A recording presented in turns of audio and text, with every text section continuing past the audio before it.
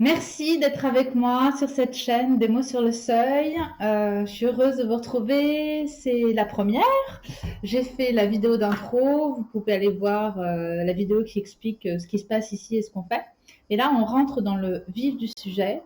Je m'appelle Sonia et je propose 2 fois par semaine des tirages au choix, avec pour support des livres, pas de tarot, pas d'oracle. Ici, on ne fait pas de prédiction, c'est pas de la divination.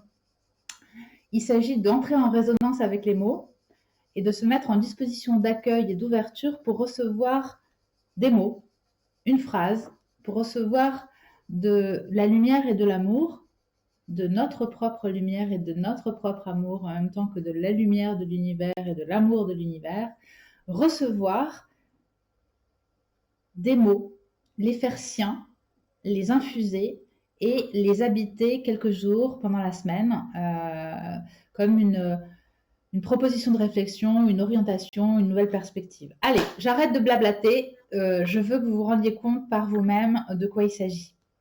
Alors, choisissez.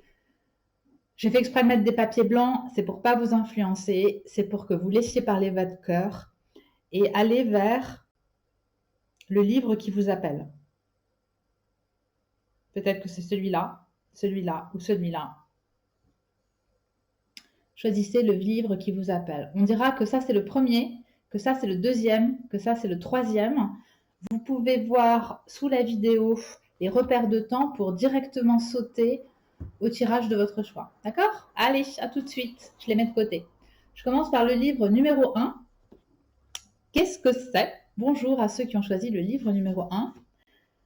Alors, Rabbi Nahum de Braslav, Songes, énigmes et paraboles. Songes, énigmes et paraboles. Donc, c'est de la spiritualité juive. Il s'agit d'un rabbin. Dans ma bibliothèque, il y a toutes les obédiences. Je vous l'ai dit dans l'intro, enfin vraiment de tout, du développement personnel, du tantrisme, du chamanisme, de la numérologie. Toutes les religions monothéistes sont représentées. Ce sont les ouvrages qui m'ont accompagnée. Mais plongeons.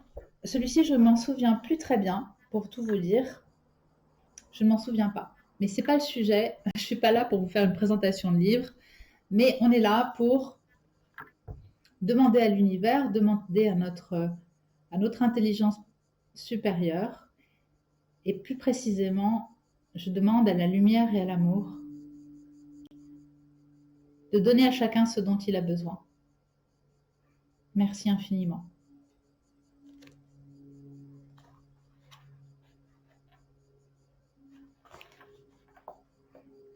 Et je prends la phrase qui vient sans me soucier de ce qu'elle peut vouloir dire et de comment elle tombe sur un cheveu sur la soupe. Et la phrase, c'est « À vrai dire », page 81, « À vrai dire, l'histoire est même très loin d'avoir trouvé son véritable dénouement. » À vrai dire, l'histoire est même très loin d'avoir trouvé son véritable dénouement. Alors, je vous mets le livre comme ça, voilà. J'ai l'impression qu'il y a un contre-jour, mais ça ira. Voilà, la phrase va apparaître de toute façon en bas. C'est rigolo cette phrase, je ne sais pas qui est avec moi là, qui est-ce qui a choisi le premier livre, mais vous pensez peut-être que les choses sont jouées. Or, elles sont loin d'être jouées. Le message que votre lumière intérieure a attiré à elle, c'est de vous dire que la réalité telle que vous l'apercevez, elle est infiniment plus riche que ce qui apparaît. C'est comme l'iceberg, vous savez. Il y a ce qu'on voit apparaître et puis il y a tout ce qui est en sous-face qui est beaucoup plus important. Je crois que c'est ça le message d'aujourd'hui, c'est de vous dire que rien n'est joué, que le dénouement est loin d'être advenu et que vous ne voyez pas clair encore dans le projet. Peut-être que vous êtes quelqu'un qui s'interroge sur le dénouement, peut-être que vous avez des inquiétudes, j'en sais rien, mais je sens que cette phrase est absolument positive. C'est-à-dire que ça laisse entendre, je le perçois ainsi, le dénouement sera absolument positif. Ne vous inquiétez pas de ça. Je crois que les mots viennent résonner en nous pour le meilleur. Donc, laissez faire les choses, faites confiance. Pas toujours besoin de contrôler et de tout savoir à l'avance. C'est pour ça d'ailleurs que je vous ai dit qu'on ne faisait pas d'oracle et de prédiction dans ces tirages. Et là, l'univers vous dit pour ces 3-4 jours, considérez simplement que vous n'y voyez pas encore très clair, que c'est pas grave et que les choses vont se dénouer plus tard, que c'est loin d'être fini. Juste ça. Je trouve que c'est une phrase d'encouragement. J'espère qu'elle va vous porter. Je voudrais que chaque message reste court, surtout que vous fassiez la phrase vôtre. Vous la retrouverez sur mon blog. Puis vous pourrez voir dessous là ce que je fais par ailleurs, si ça vous intéresse. Et puis voilà, j'espère, pardon, je suis partie en fait, je pense à vous, je ne sais pas quelle est votre situation, vous pouvez me dire d'ailleurs, et j'espère que cette phrase vous portera pour ces quelques jours. L'idée, c'est ça, hein. L'idée, c'est de faire les mots vôtres qui vous habitent et qui vous accompagnent. Allez, je vous dis ciao, ciao et au plaisir de vous retrouver. Je vous embrasse. Merci. Alors, ceux qui ont choisi le livre numéro 2, Matrix, la machine philosophique. C'est rigolo, ça n'a rien à voir avec le premier livre. Il y a de tout dans cette bibliothèque. Ça me fait sourire. Parfois, je commente le titre, d'autres fois, je ne le commente pas. Ça dépend si je sens qu'il y a besoin ou pas. Mais je ne crois pas qu'il y ait besoin. Voilà. Allez, on plonge directement au cœur de la phrase qui va nous être donnée. Je demande à la lumière et à l'amour de donner à chacun ce dont il a besoin. Je vous remercie infiniment. Merci.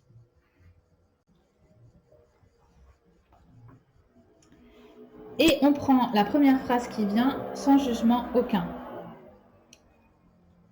Nos perceptions ne sont illusoires que par rapport à une dimension plus fondamentale et plus objective du réel.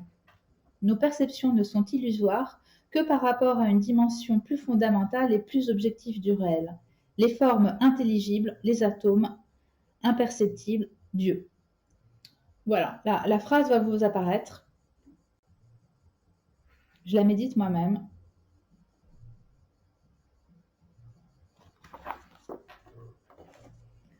Alors, c'est le mythe de la caverne, c'est Platon. Juste pour dire, et c'est très étonnant, aussi en résonance avec le premier tirage, c'est pour vous dire que ce que vous percevez, c'est que la cime de l'iceberg. Que notre perception de la réalité, elle est toujours tronquée en fait. Ne serait-ce que par notre propre canal, par notre propre corps, par notre propre sensibilité. Je veux dire, je ne perçois pas la réalité comme vous la percevez. On serait tous les deux en train de contempler un olivier, le même olivier, qu'on ne le percevrait pas de la même façon. On n'aurait pas le même rapport à l'olivier. Et on n'aurait pas la même perception de la réalité, tout simplement. Pour certains, l'olivier serait inintéressant, une plante sans âme. Pour d'autres, il serait absolument vivant. Pour certains, il sera magnifique. Pour d'autres, insignifiant. Et puis, que percevons-nous de l'essence de l'olivier? Qu'est-ce que l'olivier veut nous dire de différent du chêne et du frêne? Chaque espèce est là porteuse de quelque chose, en fait. Je crois qu'elle est porteuse d'une âme, d'un marqueur, d'une... comment dire? C'est comme un kaléidoscope de vie, vous voyez? Et d'ailleurs, on a un kaléidoscope de Dieu. On est un kaléidoscope de la source. On est tous une parcelle, une facette. On est tous parfaitement individus, parfaitement individuels, parfaitement distincts. Et on montre tous un visage différent de cette source. Et je m'égare, mais sans doute qu'il fallait donner ça. Vous dire que vous êtes unique. Et que faites confiance à cette unicité et ne faites et considérez, peut-être que c'est ça le message pour les prochains jours, considérez que la réalité que vous percevez n'est qu'une partie de la réalité, n'est qu'une partie de l'essence de ce qui se joue, en fait. Et que l'idée, c'est qu'on se développe en conscience dans la perception de cette essence. Vous voyez? C'est comme si tout d'un coup, on ouvrait le champ de notre vision de plus en plus largement pour percevoir de plus en plus largement l'essence de la vie et l'essence de la vérité, de la réalité devant nous. Au départ, peut-être que notre vue est un petit peu tronquée, nos sens sont un petit peu restreints, et c'est ça. C'est ça, s'ouvrir en conscience. Voilà, c'était un petit message pour les 3-4 jours. Si je dois le résumer, je dirais que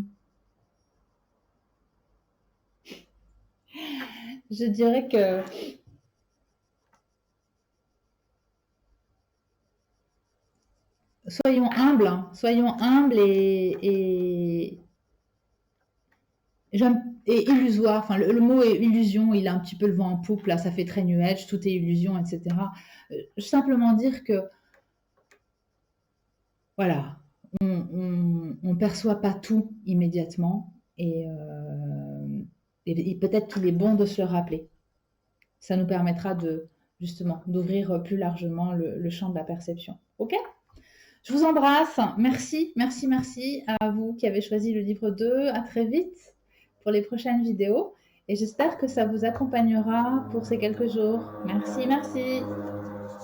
Allez, les prochains. Ceux qui ont choisi le livre 3. De quoi s'agit-il? Waouh, rien à voir avec les deux précédents. Sœur Emmanuelle, confession d'une religieuse.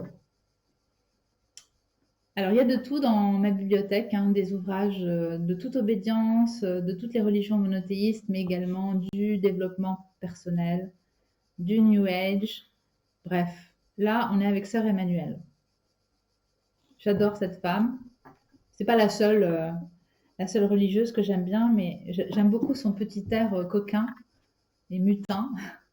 Bref, je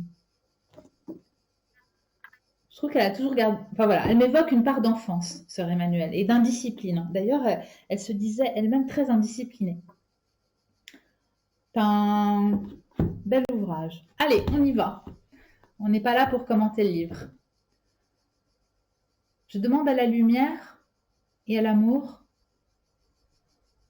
de donner à chacun ce dont il a besoin pour ces quelques jours.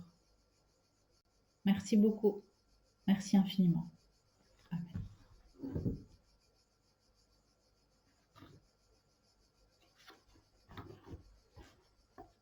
Et je prends une seule phrase, parce que les mots sont très puissants. Et avec une seule phrase, on peut dire beaucoup. Et je la reçois, comme elle vient. Mais comment ne pas me laisser noyer dans cette écume? Page 347. Mais comment ne pas me laisser noyer dans cette écume?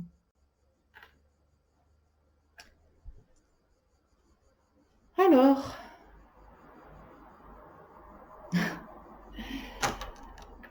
pardon, je souris parce que vous qui avez choisi ce livre, peut-être que vous... Bref, il est possible que vous soyez sur un petit moment un peu difficile où vous vous sentez submergé. Il y a des chances que ce soit ça. Et vous vous demandez, mais comment, je ne peux pas faire autrement que d'être submergé. Là, il y a quelque chose de particulier, c'est submergé par l'écume. Et l'écume, c'est vraiment... c'est ce qui reste de la vague. L'écume, on dit l'écume des souvenirs. L'écume, ça me fait penser là à la mémoire, au passé. Peut-être que certains d'entre vous se laissent submerger par leurs vieux souvenirs, par leurs douleurs. Vous savez, si cette phrase, elle nous est proposée, c'est pour nous donner une nouvelle perspective. pour ces quelques jours. Et là, la phrase, c'est pas n'importe quelle phrase, vous savez, il n'y a pas de hasard. Et là, on vous demande dans un premier temps de le reconnaître. C'est pas faites ceci, faites cela si vous vous laissez submerger par vos problématiques ou votre pensée. C'est mais comment ne pas me laisser submerger par cette écume? Donc je crois que là, l'univers vous dit dans un premier temps, reconnaissez et habitez simplement, habitez que vous êtes submergé. Peut-être de vieux souvenirs, peut-être de choses douloureuses, mais laissez-les passer. Je le disais dans l'autre, c'est rigolo parce que les choses se parlent, mais c'est toujours comme ça. J'ai fait il y a un an le stage de méditation Vipassana. C'est un stage de méditation bouddhiste, mais pour vous dire pourquoi je vous parle de ça, on nous apprend dans ce stage à observer. Pardon, j'arrive plus à parler. À observer. C'est ça la méditation, hein, c'est de l'observation. Et là, on vous apprend une technique particulière pour observer et vous mettre en état d'observation neutre, sans jugement et sans affect. Eh bien, là, on vous demande d'observer. Votre lumière intérieure vous dit, commence par observer que, en effet, ça te submerge. Et laisse faire. Comment ne pas me laisser? Laisse faire. Laisse-toi submerger. Je crois que c'est très très clair. Je m'arrête là parce que je le sens. Et c'est ça l'idée, hein, c'est qu'on aille droit au but pour ces quelques jours avec juste une petite phrase. Laisse-toi faire dans cet état émotionnel-là. Observe. Ne juge pas. Ne te dis pas que c'est mal, que c'est nul, que tu n'es pas assez forte ou fort, que tu dois lutter contre.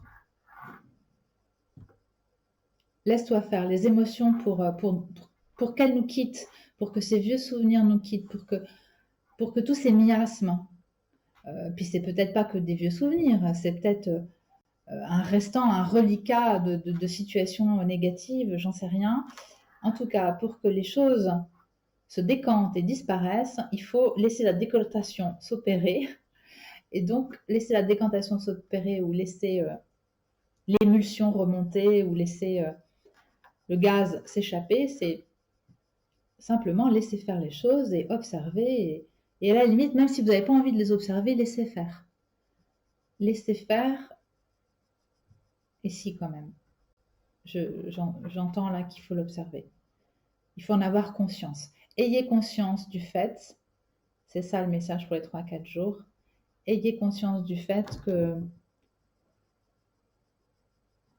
vous êtes envahi de ces pensées.